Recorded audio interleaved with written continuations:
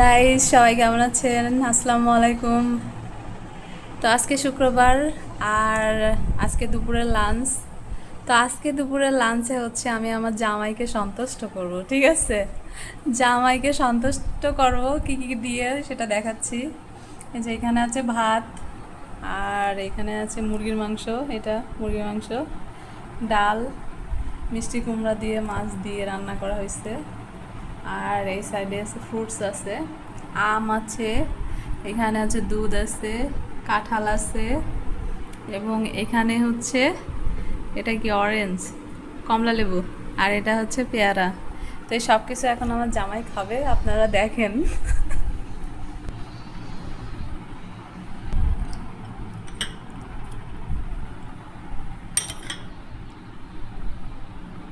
কি হয়েছে? মিষ্টি কুমড়া আমাকে প্রিয় তরকারি। আচ্ছা, খাও।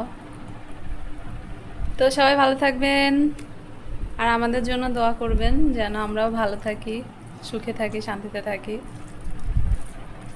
এই আর কি, আজকে হালকা পাতলা বাসায় যা ছিল তাই দিয়ে আয়োজন করেছি জামাইকে খুশি করার জন্য। জামাই সন্তুষ্টি খাবার বলতে পারেন। তো ভালো থাকবেন সবাই, আল্লাহ হাফেজ, আসসালামু আলাইকুম।